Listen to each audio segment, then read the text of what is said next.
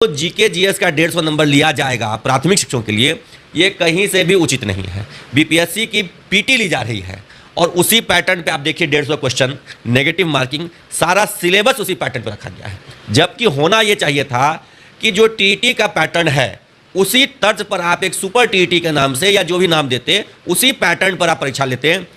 Child psychology, pedagogy और जो विषय पढ़ाने हैं उनसे संबंधित प्रश्न पूछे जाते हैं। जबकि पूरी तरीके से इसको सिविल सर्विसेज का पीटी बना दिया गया है, जो कहीं से भी न्यायपूर्ण नहीं है। अन्य शिक्षक की बहाली को लेकर के सरकार बरगलाते रही, नोटिफिकेशन और एडमिट कार्ड तक बांट दिया, सेंटर तक मिल गया सबको, और 2 दिन पहले परीक्षा रद्द हो गई, नियमावली ही रद्द हो गई। नियमावली को हाईकोर्ट ने ड्राफ्ट रूल बता दिया।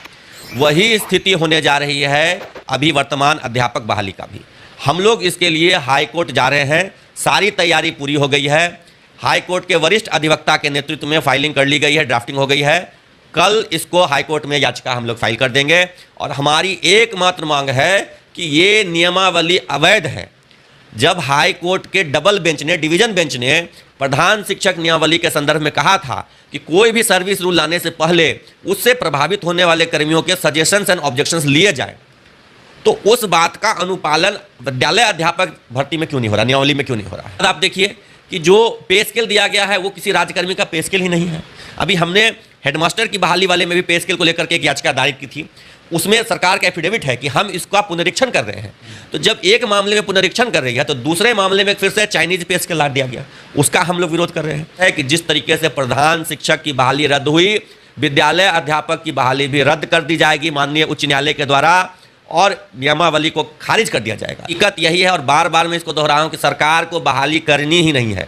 जैसे प्रधान शिक्षक की बहाली नहीं करनी थी, केवल दबाव था केंद्र से, जो प्रोजेक्ट अप्रूवल बोर्ड होता है समग्र शिक्षा अभियान का, वहां से दबाव था कि आप प्राथमिक विद्यालयों में प्रधान शिक्षक की बहाली कीजिए, इसलिए ये अधकचरा नियमावली ला दिया गया और कहा गया कि हम बहाली लेंगे। वही स्थिति आज है। अभ्यर्थियों के दबाव के कारण एक आधी अधूरी नियमावली जानबूझ करके, कोई गलती से नहीं हुआ है, कोई चूक नहीं हुई है, जानबूझ करके ऐसा किया गया है। और दीगर बात तो ये है कि शिक्षा मंत्री को स्वयं नहीं पता था कि ये नियमावली आ रही है, तो इसका मतलब है कि शिक्षा विभाग ने तैयार ही नहीं किया है। अगर उनके विभाग ने ये नियमावली तैयार किया होता तो उनको तो पता होता। किसी अन्य विभाग ने, अब अन्य विभाग वित्त विभाग है कि सामान्य प्रशासन है, किस विभाग ने तैयार किया है पता नहीं, लेकिन किसी अन्य विभाग ने नियमावली तैयार करके इसको थोप दिया है शिक्षा विभाग को। और ये नियमावली जानबूझ करके इसलिए लाया गया है कि ये हाईकोर्ट में रद्द हो जाए, और ये रद्द होगी। हम लोग इसके लिए हाईकोर्ट जा रहे हैं और भी कई सारे अभ्यर्थी लोग भी गए हैं और मुझे लगता है और भी लोग जाएंगे, लेकिन हम लोग बहुत मजबूती से हाईकोर्ट जा रहे हैं और इस नियमावली को रद्द करवाएंगे। ये बहाली वर्तमान नियमावली के तहत नहीं हो सकती है। शिक्षकों को एक अलग परीक्षा का प्रावधान किया जाए जो विभागीय परीक्षा, इसमें दोनों का हित है, अभ्यर्थियों का भी और शिक्षकों का भी।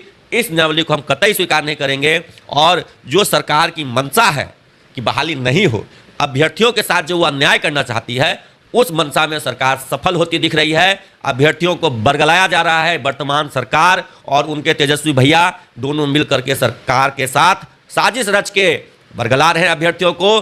मैं एक दावे के साथ कह रहा हूं कि ये बहाली नहीं होगी, अभ्यर्थियों को ठगा जाएगा। मोदी जी ने कह दिया था 2014 में हम 15 लाख देंगे सबको, दे दिए क्या? नहीं दिए। वही झांसा, वही जाल इन्होंने 2020 में फेंका कि हम 10 लाख नौकरी पहली कलम से दे लेंगे। 10 लाख नौकरी कैसे दीजिएगा? 10 लाख नौकरी के लिए वेतन देना पड़ेगा। औसतन न्यूनतम वेतन हम 25,000 मान लेते हैं, तो 10 लाख रोजगार देने के लिए इनको कितने अरब रुपए चाहिए?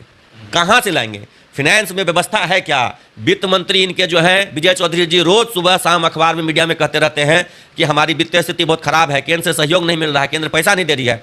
ये हवाई बातें हैं, जुमला है, चुनावी ढकोसला है। ठगने के लिए तेजस्वी जी ने चुनाव में ऐसा कहा और उसी को मतलब कवर अप करने के लिए ये नियमावली ला दिए हैं, ऐसी नियमावली ला दी है जिसमें बहाली ही नहीं होगी। जाके चुनाव में कहेंगे हम तो करना चाहते थे लेकिन क्या करें, कोर्ट ने रोक लगा दिया, हम नहीं कर पाए। भाई अगर आप करना चाहते थे तो बेहतर नियमावली लाइए ना। सरकार की वित्तीय व्यवस्था ध्वस्त हो चुकी है, रोजगार देने में अक्षम है यह सरकार। इसी वजह से ये सारा कुचक्र रचा जा रहा है कि सांप भी मर जाए और लाठी भी नहीं टूटे। एक शिक्षक औसतन 20 वोट प्रभावित करने की व्यक्तिगत तौर पर क्षमता रखता है। 20 वोट मिनिमम। 10 वोट वो अपने घर परिवार में, 5 वोट अपने ननिहाल में और 5 वोट अपने ससुराल में। हंसने की बात नहीं है। जब दामाद जी का अहित होगा तो सास ससुर और साला साली कहाँ वोट करेंगे? दामाद जी के खिलाफ तो नहीं करेंगे। कहा कि दामाद के सुख के साथ बेटी का भी सुख जुड़ा है। कितने पढ़ते हैं बिहार में? 4 करोड़, यानी कि 20% का वोट बैंक है हम। 20% के वोट बैंक है शिक्षक, संगठित वोट बैंक है। बिहार के किसी भी जातीय समीकरण से बड़ा वोट बैंक है शिक्षकों का संगठित वोट बैंक। और इस वोट बैंक की ताकत को तेजस्वी जी ऑलरेडी एक बार परख चुके हैं 2020 में।